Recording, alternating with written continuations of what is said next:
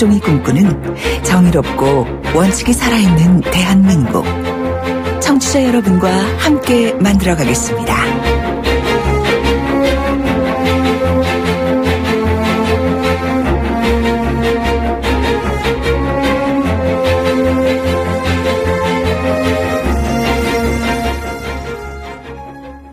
네, 대한민국의 핫 이슈 한 가지를 돌려보고 비틀어보는 남자, 뉴스를 곱게 안 보는 분이십니다. 이종훈 박사 모셨습니다. 안녕하십니까? 네, 안녕하세요. 오늘은 또 뭐를 비틀어 주시고 또 측면에서 한번 지켜봐 주시겠습니까? 네, 국민들 또 염장을 지른 일이 또 발생하지 않았습니까? 대우해양조선 예.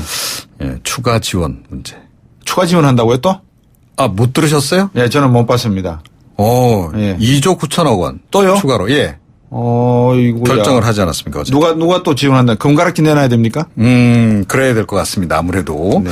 좀 뭐 느낌이 별로 안 좋습니다. 계속. 네. 그러니까 이 지난번에 지원하면서도 더 이상의 추가 지원은 그랬잖아요. 없다. 이렇게 예. 이야기를 했는데 예. 1년 반 만에 다시. 그런데 이제 공식적으로는 신규 자금 지원이 2조 9천억으로 돼 있는데요. 예. 출자 전환도 2조 9천억이 포함되어 있습니다. 출자 전환도 2조 그러니까 9천억. 모델이 합치면 5조 8천억. 6조네요. 6조. 거의 6조 원. 뭐 조금 출자 전환 금액이 좀 더 있다라는 얘기도 좀 있습니다. 이유는 뭐냐? 예. 현재 건조 중인 선박이 한 114척 정도 되는데 네. 이거 이거 다 그대로 만약에 파산 절차에 들어가게 되면 네. 다 물어주고 뭐 이렇게 하다 보면 남는 거 없다. 국가 경제적 손실이 최대 58조까지 난다. 그런데 이 조사의 근거가 어디서 나온지 아세요? 어디서 나왔습니까? 대우해양조선이 그 거제대학교에서 의뢰해서 나온 연구보고서 결과. 그렇답니다. 이거 특검해야 되는 거 아닙니까? 그래야 될 것 같아요. 아무래도. 이게 도대체 이게 무슨 얘기입니까? 58조의 부채가 발생할 가능성을 대비해서 그것의 10%인 5조 8천억을 넣자. 생각엔 원래는 계획이 없었는데 또 넣어야 되겠다. 이거 아닙니까? 그죠? 네, 그런 거죠. 그것도 연구조사한 발표 기관이 거제대학이고요. 네, 그렇습니다. 야, 이거 뭐 어떡하라는 겁니까? 이게 결국 이게 이제 국민들 속이는 거 아니냐 이런 식으로 해서 한두 번 속아봤어야죠. 예, 그런 얘기가 지금 벌써 이제 나오는 거고요. 예. 그러니까 이미 투입한 자금 규모 관련해서도 좀 계속 또 논란이 되고 있어요. 그러니까 이번에 신규 자금 지원 2조 9천억 요것만 정부가 굉장히 강조를 했거든요. 예. 그런데 조금 전에 말씀드렸듯이 출자 전환 2조 9천억이 또 숨어 있었던 거예요. 그러니까 이거 뭐냐 도대체 이렇게 된 데다가 예. 그럼 이제까지 쏟아부은 혈세가 다 합쳐서 얼마냐 이거 관련해서도 지금 다시 얼마입니까? 또 다 쏟아부으면 얼마입니까? 그러니까 2001년 외환위기 이후에 예. 공적 자금 3조 원 들어갔고요. 예. 2015년 10월 달에 4조 2천억 들어갔고 네. 2016년에 자본 확충 3조 2천. 예. 예. 그 당시에 이제 산업은행 출자 전환이 그때 1조 8천억 있었죠. 예. 수출입은행도 영구채 1조, 뭐 사는 유상증자 3,800억 이렇게 있었는데 예. 이번에 이제 이 출자 전환이 또 추가로 들어가는 거예요. 그러니까 예.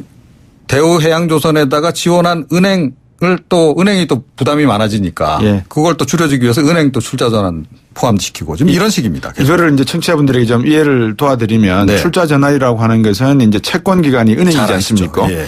은행이 기업인들에게 그러니까 대우조선해양에다가 돈을 2조 9천억을 빌려줬어요. 근데 돈을 못 받게 되니까 네. 못 받는 것보다 다 떼이는 것보다는 이걸 내 주식으로 받을게. 나중에 그렇죠. 성공하면은 나한테 주식 대금 올라가면 내가 그거 팔아도 되겠지. 이렇게 해서 이제 주식하고 막 바꿔 치는 거 아닙니까? 예, 바로 그건데 예. 이게 나중엔 백지가 될 수도 있는 거 아닙니까? 그렇죠. 사실은. 근데 백지가 되는 이미 뭡니까 은행에다가 돈을 이자를 내고 있는 대출자 입장에서는 네. 추가 비용 부담을 우리가 다 내야 되잖아요. 그렇습니다. 은행은 돈을 떼인 것처럼 생각을 할 테니까 그렇죠. 떼인 만큼의 비용을 이자를 올려서 일반 대출자로부터 받아낼 거 아닙니까? 결국은 그런 거죠. 그러니까 최종적으로 만약에 이 대우해양조선이 제대로 정상화가 안 되고 어떤 형태로든 나중에 이제 파국을 맞게 됐다라고 전제했을 때 참나. 국민들 호주머니 혈세에서 결국은 이 돈이 다 나갈 수밖에 없는 이런 제가 누가 탄핵 뭐 이야기가 나왔을 때 촛불 집회할 때 이게 나라냐 이렇게 말씀하실 때 네. 뭐 나라지 이랬는데 진짜 갑자기 이게 나라냐 하는 이야기가 저절로 나오네요. 네, 그렇습니다. 예. 그런데다가 예. 이번이 마지막이냐. 아니요. 앞에서 마지막에 했다가 또 다시 한 거라며. 그러니까요. 이번이 마지막이냐라고 하는 합리적인 의문이 당연히 드는 거 아니겠어요? 국회는 뭐 한대요?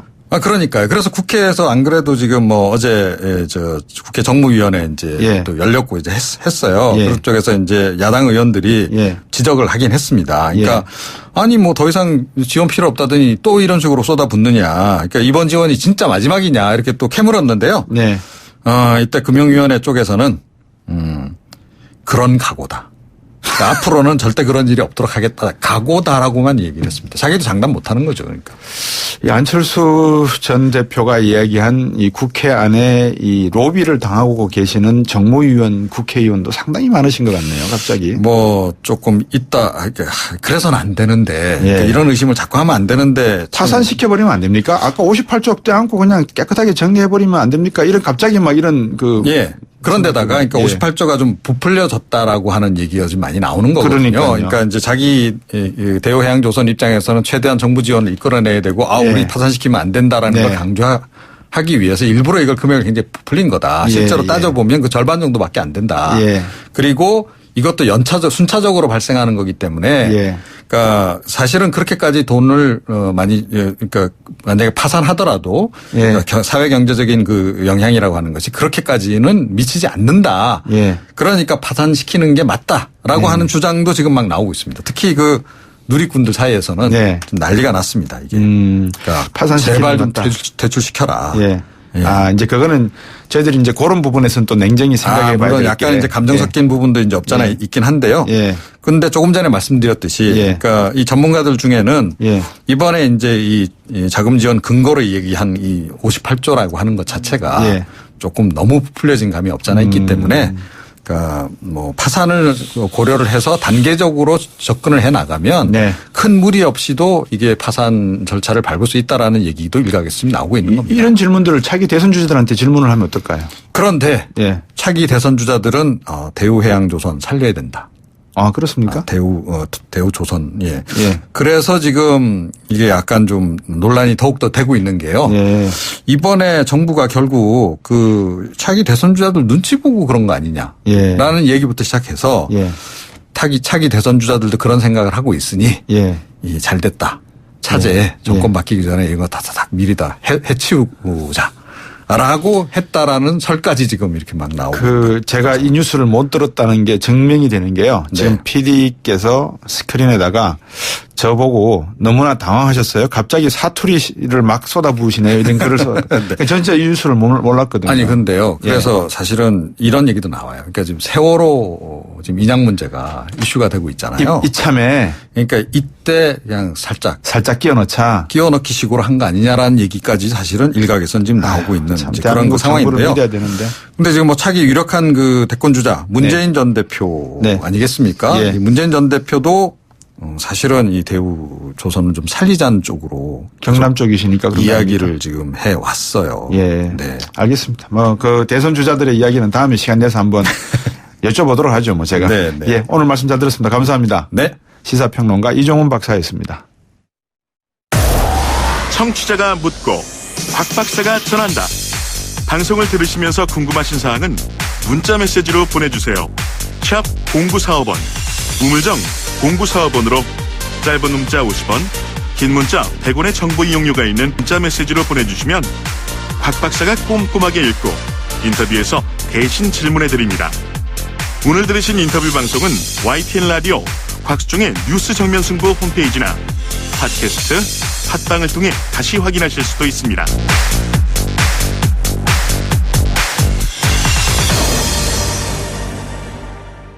제가 정말 이 뉴스를 접하지 못했던 뉴스라서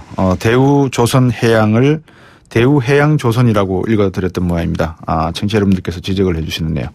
자, 이번에는 더불어민주당 투표 유출 문제 한번 짚어보도록 하겠습니다. 당 차원의 진상조사가 시작됐다고 하는데요. 청취자 여러분들께서도 혹시 더불어민주당에 직접 물어보고 싶은 분이 계시면 문자로 보내주십시오. 우물정 0945 단문 50원 장문 100원입니다. 제가 여러분 대신해서 양승조 의원께 직접 여쭤보도록 하겠습니다.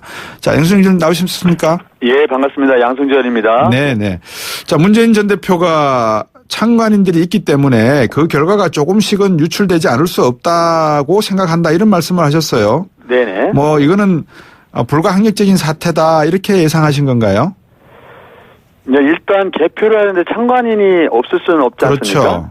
더군다나 이제 그 투표자 수가 네. 몇백 명이 안 되는 그 지역구가 많은 거죠. 네네. 이런 상태에서 참관인이 들어가면 네. 예, 문자로 찍거나 사진으로 핸드폰을 찍지 못하더라도 네네. 충분히 머릿속으로 암기할 수 있는 거예요. 예, 예. 그래서 그런 불가피 내지 그런 위험성은 우리가 좀 예견은 하긴 했었습니다. 예. 가장 좋은 거는 실질적으로 개표 즉시 투표를 해야 되는데 네. 실제로 그냥 경선 과정에서 이런 그 각 시군에서 개표를 하고 각 네. 시도 선거관리로 그게 함께 인연은 집결되는 과정에서 네. 그런 사고가 생긴 건데요. 네네. 거기에 덧붙여서 한 말씀만 드리면 네.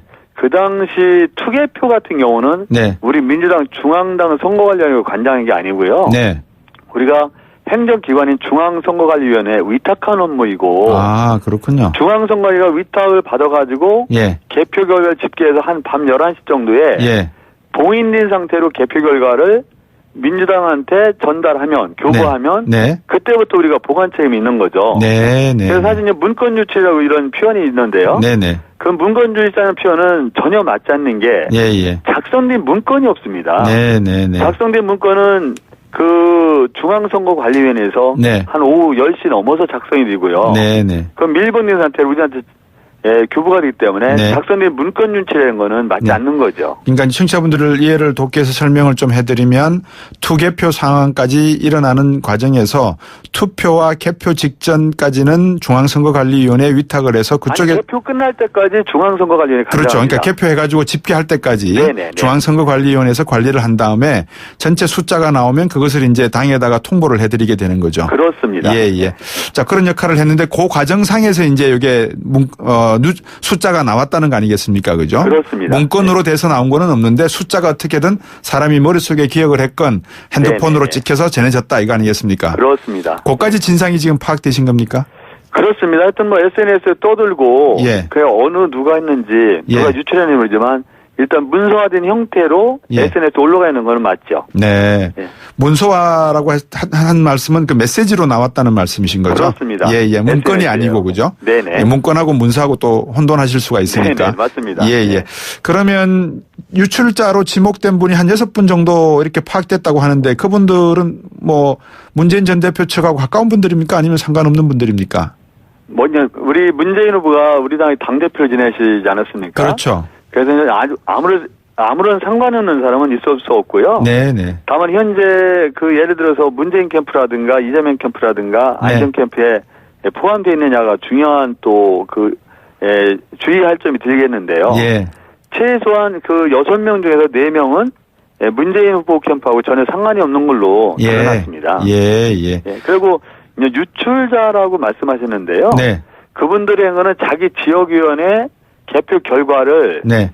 그 지역위원장님만 볼 수 있는 그 단톡방에 네. 카톡에 올린 거죠. 예. 예.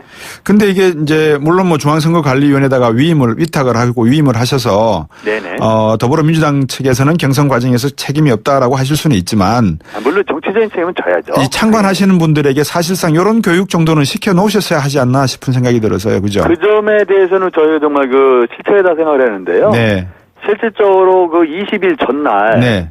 각 캠프의 대변인들을 그 오시게 해가지고요. 예. 대리인들을요. 예, 예. 이런저런 점에서 부탁을 한 겁니다. 그렇군요. 그리고요. 예. 또 우리 참관인은 중앙당에서도 파견을 하지만 네.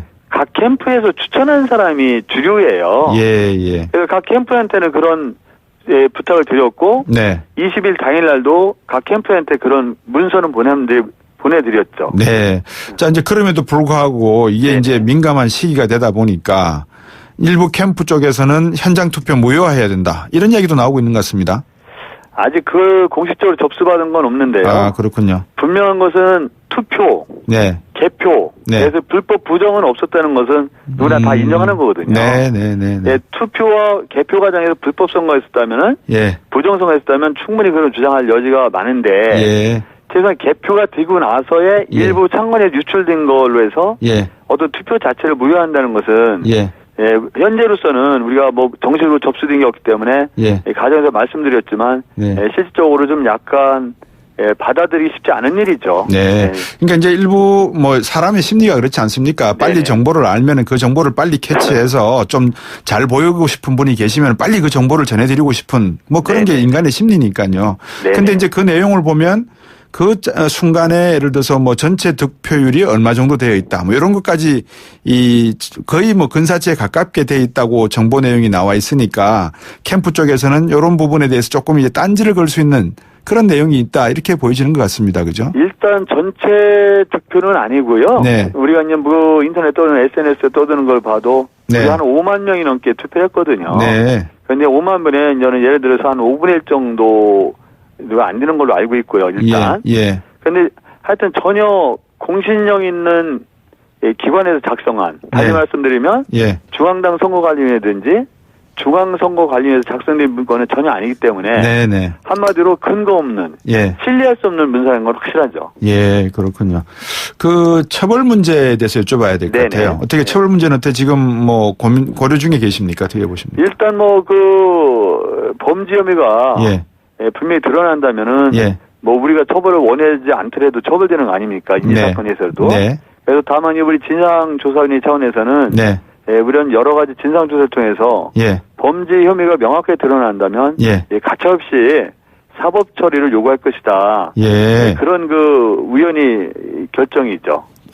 이 혹시 저 더불어민주당 당 그 정강이나 여러 가지 그 규정 안에 이런 선관위 내용과 관련된 이 뭐라 그럴까요? 범죄에 대한 정의 또 처벌에 대한 규정 그런 게 나와 있는 종목이 있지 않겠습니까? 일단은 당원당 규상은 처벌 규정은 우리가 징계 규정은 있지만 처벌 규정은 있을 수 없고요. 예. 어떤 그 선관위, 선거관리 참관인이 유출했을 때 넓은 의미에서 어떤 징계 사유는 되겠죠. 네. 그렇지만 직접적으로 어떤 당원 단계 징계 규정은 없고요. 네. 넓은 의미에서 예, 예. 어떤 당원으로서 의무를 그 신의를 배반한 거잖아요. 그렇죠. 저버린 거기 때문에 예. 그런 차원에서 징계를 할 수 있지만 직접적으로 네네. 그 지목해서 딱 정한 규정은 없다고 봐야죠. 예, 무슨 말씀인지 알겠습니다. 왜냐하면 이제 언론으로 나오는 걸 보면 이제 이렇게 강력한 징계가 나올 거다라는 메시지에 불과한 것이지 실질적으로 뭐 처벌 규정이나 이런 것은 정확하게 사례별로 나와 있는 것은 없다는 말씀인 것 같습니다. 예, 만약에 이제 처벌이 된다면요. 네. 저희가 말씀드린 대로 범죄 혐의가 드러나면 네. 형사 처벌될 수 있도록 사법 처리를 요구해야 되는 거죠. 그렇죠. 네. 그렇죠. 네. 자, 민주당 경선에 지금 214만 명이 이번에 참여 신청하셨죠. 네네.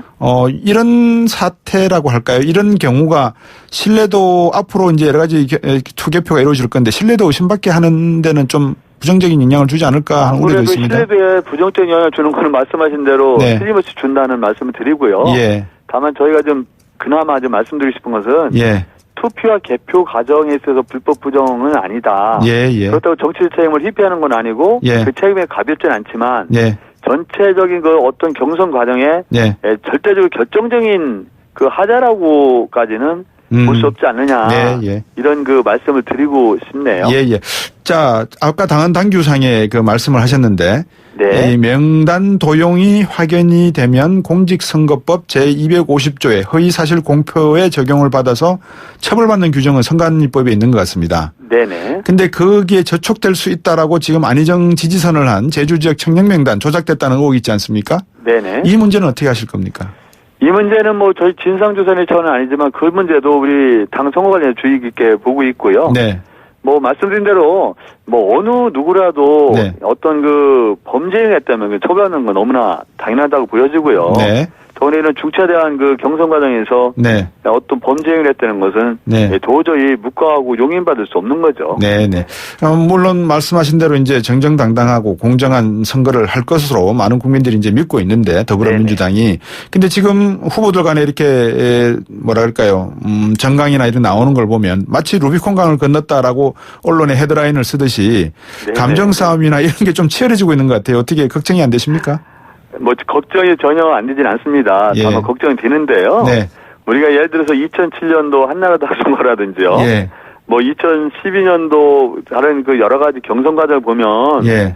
더구나 이제 214만 명이 넘는 분이 참여한 이런 경선에도 보면 예. 나름대로 어떤 도를 넘을 수 있는 것까지는 가지 않았다고 보여지고요. 네. 아마 어떤 후보도 네 분 후보가 다 당을 아끼는 애당성이 큰 분이기 때문에 예. 더 더 국민을 또 눈살 찌푸리게 하는 그런 비난이라든가 이런 거는 예. 충분히 자제할 그런 분들이다. 예. 그렇게 믿고 있죠. 우리 양승조 의원께서는 상임위가 어딘지 제가 여쭤봐도 되겠습니까? 저는 보건복지위원장 맡고 있습니다. 예, 왜냐하면 청취자분 한 분이 이 글을 보내주셨는데 네네. 대우조선 해양에 대해서 여쭤봐달라고 해서 이게 정무위 소속 이야기라서 제가 그러면 빼고 네. 이분이 7321번님이 이 질문 보내셨어요. 송영길 의원님은 천황폐하라고 하시는데 무슨 의미로 그렇게 말씀하시는지 이렇게 말씀하셨는데 뭐 왜 천황폐하라고 했습니까? 무슨 말씀인지 모르겠습니다. 그 송영길 위원을 천황폐하라고요? 네, 예.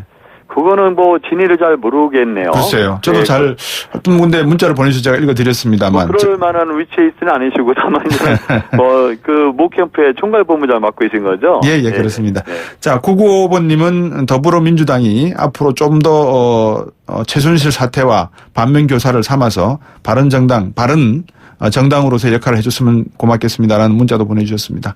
뭐 오늘 인터뷰 여기까지 해야 될 것 같습니다. 말씀 잘 들었습니다. 고맙습니다. 네, 고맙습니다. 예, 더불어민주당 네네. 선관위 부위원장 맡고 있는 양성조 의원이었습니다. 자, 따라해보세요. 이카운트 ERP 4만원 회계관리, 이카운트 ERP 4만원 재고관리, 이카운트 ERP 4만원, 생산관리, 사업 성공 함께해요 이카운트 카운트 ERP의 모든 기능을 월 4만원에 드립니다. 이카운트 가입비 부가세 별도. 모든 자격증 합격 시대 에듀 공무원 시험 합격 시대 에듀 취업 성공의 합격 시대 에듀 이 시대의 모든 합격 시대 에듀 합격의 공식 시대 에듀 시대 에듀 한계를 넘어 글로벌 리더가 된다는 신념으로 쉬지 않고 달려왔습니다. 1968년부터 오직 프레스 제작으로 한 길만을 걸으며 세계로 나가고 있는 IDS의 도전과 혁신은 계속됩니다.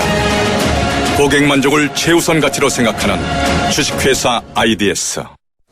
아유, 세 단계 종이 또 걸렸어? 정말 제본 하나 하려다가 미치겠네. 내가 진작 현대오피스로 바꾸라니까 오늘 다 날 셀 거야.